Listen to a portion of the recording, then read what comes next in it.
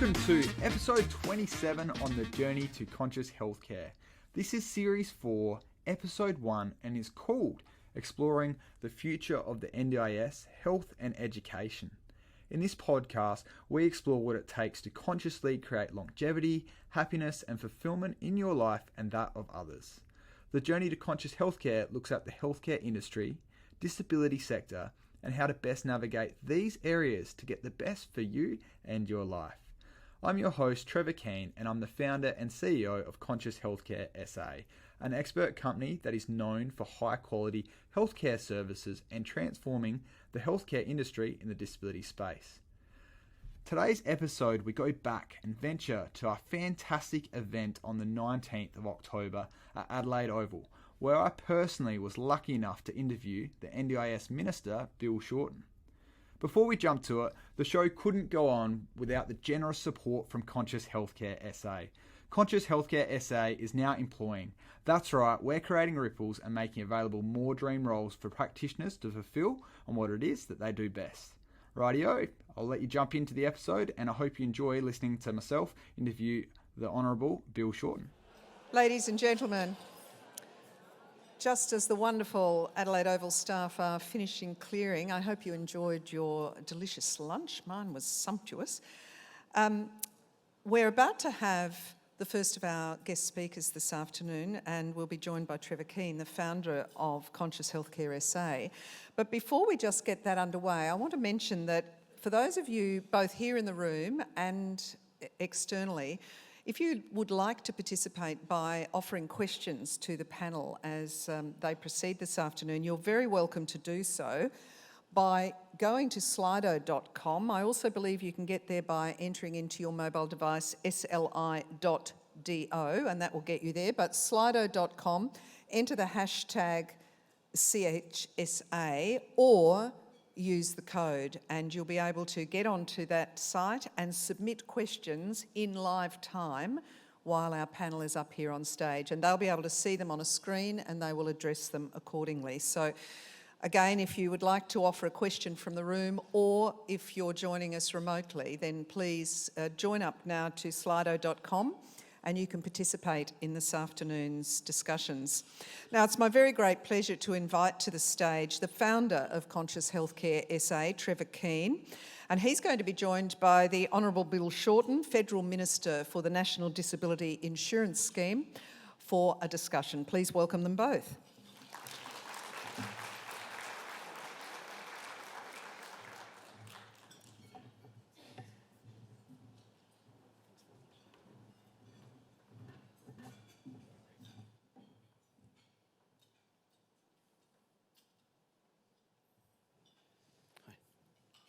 Thought we might start off early on in regards to access to the NDIS. So currently we've got many individuals who aren't able to access the NDIS due to various reasons, whether it be costly assessments, inadequate GP knowledge, among other things. What's your viewpoint about how we can, about the process currently and how adequate it is and what we can expect into the future? Well, good afternoon, everybody, and thank you very much for inviting me. It's great to be here with Australia's first Minister for Autism, Emily Burke, so that's fantastic. And we're going to hear from Dr. Josephine Barbaro, whose work is world-leading. So it's an excellent panel you've got here, Trevor. Some days, politics is like falling. I don't know how many of you are familiar with Alice in Wonderland, but sometimes you feel like you've gone through to the other side, because yesterday I did a press conference in Canberra with the esteemed members of the National Media Gallery, and they were badgering me about too many people getting onto the scheme. And my first question today in front of you is, why can't more people get onto it? The truth is, of course, a bit of everything, isn't it? And the scheme now has 550,000 people on it. So that's more than the Productivity Commission predicted when I and others were first campaigning to create the NDIS. So I do want to answer your question specifically, but I do also just want to set a bit of context in the first question. I'm sorry, but the NDIS is unique in the world. I believe after 9 years of the coalition government, though, it's off track. If it's working well, it's working really well. It's making life changes. I spoke to one of the lovely people who welcomed me downstairs. She's an attendant here at the cricket ground, at the football ground. She said, she quietly pulled me aside as I was coming up the escalator and said that the scheme's changed her son's life. He's now running a business in mental health, been a participant. When I got on my Qantas flight this morning, the lady at the lounge, she teared up. She's got a 21-year-old who actually works for the NDIA, but it's changed their lives. So I guess really what I'm getting at, Trevor, is that I want to change the conversation about the scheme. It's legitimate for people to say there are problems, and there are, and I was the opposition spokesperson, so I could find more than most about it. But I think we need to sort of not take a blue sky view of the scheme or an unduly depressed view of the scheme. It's eligibility is a key issue, but a lot of people are getting on the scheme. That's all I say. I just don't. Now, within that, there's a lot of debates about eligibility, and it is a really tough question. It's not the same as Medicare, where you have a GP as a gatekeeper, and the GP says yes, no. That referral's a sort of, it's more complex now, but that's the sort of gateway. Under our scheme, and I support it, we have a view of disability which isn't just medicalised. Medical reports are very important. But what we have under the scheme in the Act is, in the operational guidelines, is there's sort of roughly, and I know for some of you who are real experts, I'm conscious that I sound like a precocious politician, but there's 3 categories. There are some conditions which, by their nature, you get into the scheme. But that's like, you know, and I'm not saying all of them, but Pompey's condition, which is basically fatal. It's you've got to be a double amputee at least. You know, so some of these are sort of, it moves a bit more clearly. Then there's conditions like autism, and, you know, I'm conscious again of the number of people who are much more skilled in autism than me, but if it's pretty severe autism, it's more straightforward, perhaps getting into the scheme. Then you look at the impact. Then there's a sort of general category where you have a disability, but then you've got to assess, is it permanent? And I know there's plenty of issues about defining permanency, especially with psychosocial conditions. But also, does it have a significant impact on your capacity? So just the sheer presence of disability doesn't make you eligible. Now, I know that one of the challenges in the scheme is transparency. This is an individual scheme. Your individual circumstances drive the packages of support. I've resisted it in recent years becoming a cookie cutter sort of scheme where you just, you know, and that's where I was afraid if we'd lost the last federal election, it was going to go cookie cutter, just 2 or 3 categories, bang, 1, 2, 3. But of course, if it's an individualised scheme, then there's not always a silver bullet, is there, to explain what's in, what's out. The medical profession are fantastic, but not all of them understand disability in a sort of socially, in a societal context as opposed to a medical context. So I think there's a challenge for the agency to put out materials which are easier to understand. But having said that, we've now set up a review. We announced it yesterday, so you know, you're the first public gathering I've done since we announced the 10-year review of the scheme, although we brought it forward a year because it's important. The review we've announced will be chaired by Professor Bruce Bonahady from the Melbourne Disability Institute and Ms. Lisa Paul, who's a very distinguished career in the Commonwealth Public Service. We have other members of the steering panel, people with disability, people with lived experience of disability, people the state governments have nominated. So it's a really exciting time, I think. There should be a time of optimism. No doubt one of the issues the review will go to is, how does information about the scheme get out there? How do you make the planning process better? But in terms of eligibility, we need to educate the medical profession more about the community aspects of disability. That's no disrespect to the medical profession, but it is that's just the truth. It's not a medical issue per se, and we need to retain that individualised approach. But I also think there is some. We've got to avoid the bifurcation or the creating a 2-class scheme where, to be colloquial, if you're white, middle class, tertiary educated and well off, you know how to get onto the scheme, And if you don't have some of those advantages, it becomes a lot harder to access, or you might live in what's euphemistically called thin markets, but I could just say you live in the bush where there's not as many resources, or you live in suburbs where there's not as many resources. So they're all, I think I have answered your question. Yeah, no, absolutely. There's plenty complexity to that for sure, which I totally appreciate. And I think the review and the co-design process that you're going through, I think is fantastic to be able to open up different conversations and keep moving it forward. So we'll go to our next one, which we've got a participant who's jumping for joy as they've got their plan. They're now having to navigate the NDIS. We've got local area coordinators and we've got support coordinators. So are their roles going to change, or what does the future look like for them? When I was helping create the scheme, I really saw two functions. One was to have someone to work with who would help you construct your individualised plan. And then I wanted someone, maybe even the same person who constructed your plan, to be your navigator, help you work out, okay, how do I get the best outcomes? One of the challenges is this scheme's been, in my opinion, and I know all of you hate politics, but these are just facts, except for Emily and I, and even we hate it sometimes, I'm sure, is that the scheme's vision shrunk in the last 9 years. It became, the leaders of the scheme just thought it's a payment system and everything else is not really their business, the workforce, everything else, and I don't share that view. When you've got $30 billion, it should be the big dog of disability. We should be, the rest of Australia should stand up when people with disability come into the room, because we are consumers. You are consumers. You're not to be treated as charity or too hard or too expensive. But the leaders of the scheme sort of retreated from that. They just started measuring the line item of everything. So one of the predicaments of that approach is the absolute explosion of different titles in the scheme. When the scheme got to about 170,000 participants, the former government put a staff cap on the number of people to work at the National Disability Insurance Agency. So what's happened is that they realised there's more than 170,000 people on the scheme, so they created local area coordinators. That'll be a former coalition minister.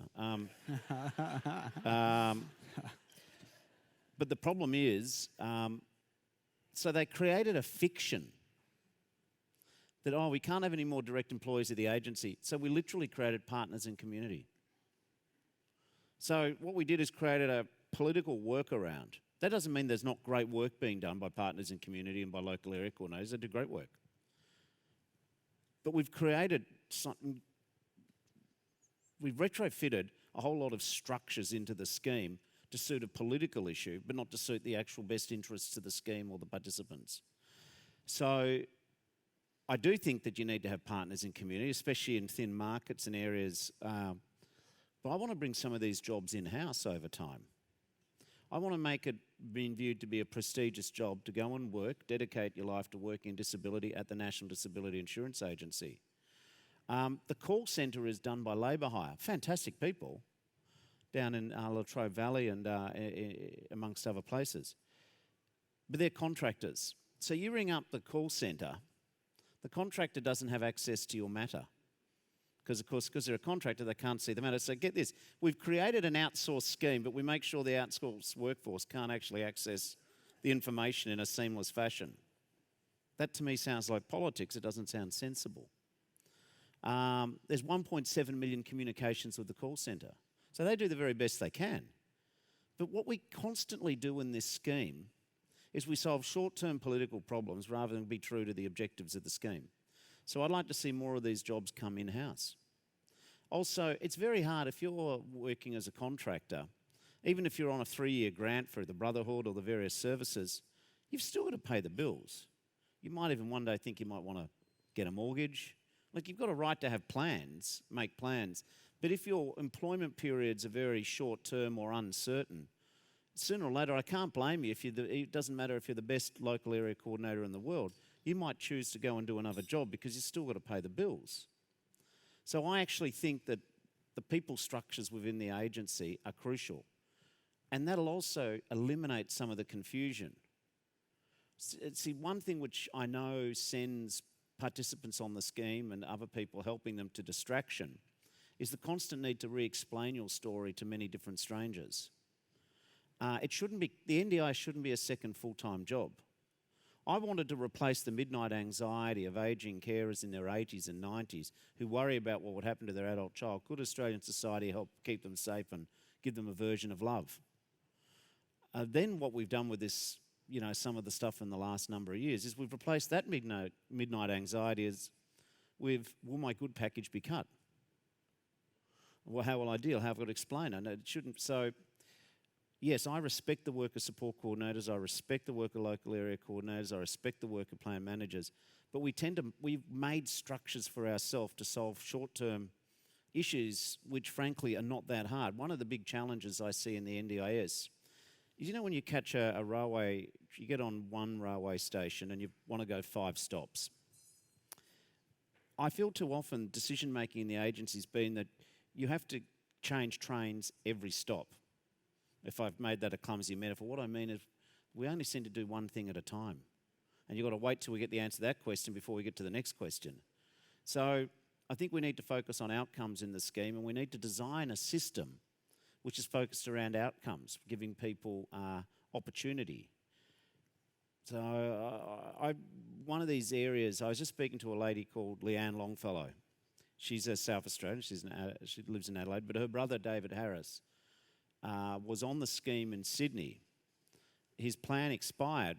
He had a lot of issues going on, psychological issues, some physical.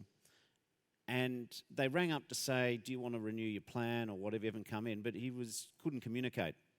And then 3 months later, they say the plan lapsed, the carer stopped going, and he died. So I was talking to Leanne today about it.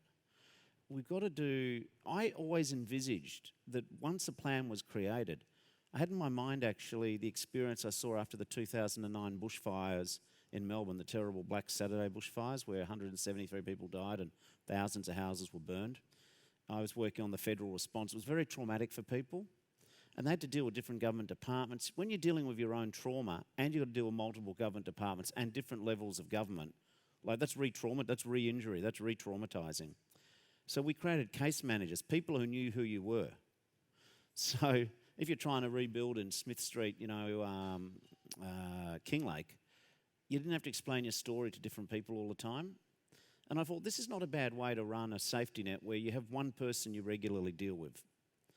That's sort of what I thought we were going to create with the NDIS. But now you don't deal with the same person on anything. The people you deal with don't have enough delegated decision-making powers. They've always got to refer it to someone else. There's cumbersome decision-making processes. So I know that's a long answer to local area coordinators and support coordinators, but I just worry that this system has created a lot of structures, a lot of duplication, and in between all of these structures and duplication, then there's a lack of accountability. We've treated the staff of the scheme and the people working in community as sort of costs as well, whereas I think it's legitimate to give people working disability careers. Oh, I completely agree. I think there's many things good said about that, talking about getting more effective and efficient, and it sounds like there could be a bit of a change in the landscape with local area coordinators and support coordinators, plan managers, just making that a bit more efficient. Another topical conversation. Yeah, sorry, Trevor, I don't want to panic anyone. Don't go home tonight and say, Bill said my job's over. I'm just saying, I'll just change. I think that we want to, or there's no change happening overnight in these areas, but I want to have a conversation, and I'm asking the review to deal with the fact that, I want the same workforce we've already got. I just wonder if we can't let the workforce working there have to do less report writing, do less bureaucratic rubbish, and just be able to be the service for the people. That's why you signed up to do. So I didn't want to panic anyone. Oh, well said, well said. In regards to registration, it's been quite a topical issue. We've got many providers, as many as 90% that are unregistered, whether that be through allied health or whether that be support coordination. What's your stance in regards to registration? Well, it's not black and white to begin with, so I don't get angry LinkedIn posts from the OTs. I love OTs. I love OTs. But last time I said anything about I don't want double pricing, everyone's gone nuts at me and said everyone's got upset with me and said I shouldn't disparage the profession. We've got to reform the NDIS, but that's not a go at the contribution people are making. That's just a general catch-all, okay, caveat. So when you're talking afterwards, did Bill really say that? Just say, no, it's okay. I think that if you deliver personal care to a person with disability, you have to be accountable for it. And so I start with principles rather than a particular name or title. I also think that if you're administering taxpayer money, taxpayers have a right to see that the money is getting to the person and it's not being siphoned off inappropriately. So if you start with the principle of transparency, accountability and quality, and therefore safety, that's what guides my answer about registration. We have no plans to make everyone registered. But I do think if you're delivering care services, we've got to have a line of sight. I do think that if you submit an invoice, we've got to be comfortable that it is legitimate. Now, within that, though, I understand that for some people, they love being self-managed, and I wanted to create that. So I think making sure the workforce is qualified is an appropriate thing to do. Now, whether or not you call that registration or not, we'll work through that, but that's a principle. And if anyone says that's an imposition on their free will, that's not right. You know, like, you've got to be qualified. I'm not saying that if you're a gardener, you've got to have a Cert 3 in care, but I am saying that for where someone's, care is part of this service. The second thing is I do get concerned about the back office of the NDIA in terms of scrutiny of invoices. Now, that's a different view. I want people to be able to pick services, but I also want to make sure that the system's not being gamed. And I don't mean by a person with a disability. And the last mob tended to think the only way you could ever do anything about the rate of growth of cost of the scheme is make it harder for people with disabilities to get their packages. That's absolutely not my starting point. There's several narratives in this nation. One narrative I've spent my whole political life fighting is that a person with a disability is too expensive. I view that providing modest and reasonable resources to people with disability is an investment, and it changes lives. But we do have an obligation to make sure that here's the taxpayer and the money's moving appropriately, and it's great. Australians back the NDIS. We can be hard on ourselves, but it's a generous thing. It's the right thing to do, but it's still nonetheless, it's a good thing. But the taxpayer expects, and this is important for the credit community licence of the scheme, that the money that's going to the person with disability gets there and it's not siphoned off. So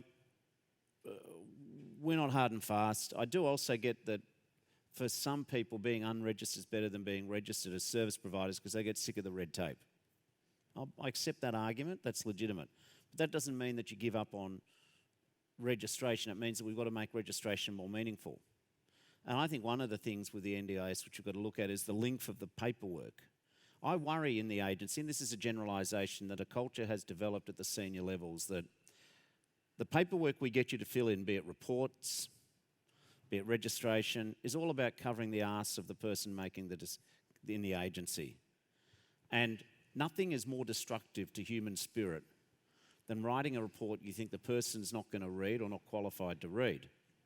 Nothing is more annoying in a safety culture than a tick box culture where, sure, you've got to mark, you have a paper system of safety on paper or online, but it just bears no relationship to the reality of how you do your job every day. So I worry that we're not measuring the right things, we're measuring the wrong things. So before we get to the question of where we stand on registration or not registered, let's get the principles right. And let's ask, what is the purpose of it? And I think I can build consensus around that, always acknowledging that I don't make registration too costly. And I wonder if we haven't created a little bit of an audit industry where you go through the process of getting registered and that in itself becomes its own cookie cutter factory. So am I answering your question now? I think I believe in a principles-based approach to regulation. Measure and record and register what matters and still, keep and bear in mind those other things: transparency, flexibility, cost of the system, but also quality and care. Fantastic. Welcome, Jane, back up.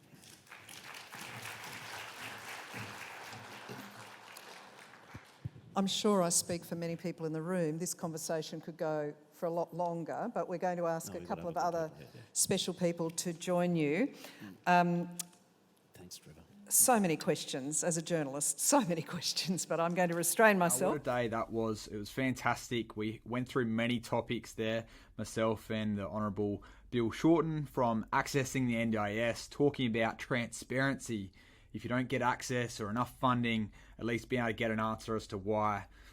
Going through about the 10-year review of the scheme, which is coming up. He announced that only the day before the event. Also covering through what the future holds for local area coordinators and support coordinators. Certainly sounds like there is a change on the horizon, not happening straight away. However, do keep your eyes and ears peeled.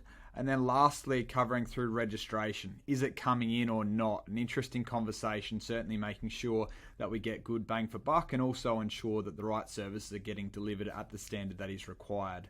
That brings today's episode to an end. I hope you have found it educational and learnt something from it. As fellow Aussies, you know that there is nothing worse than being stingy. So if you've got value from this, please do feel like you can share this with another one who you think might benefit, whether that's a participant, a support coordinator, or a family member. As always, if you have any feedback for me, please do get in touch via the email. Likewise, if you're after some allied health services, please do get in touch with us at Conscious Healthcare SA. The details you'll need are going to be in the show notes. We'll see you on next episode where we cover part 2. Thanks so much. Speak to you soon.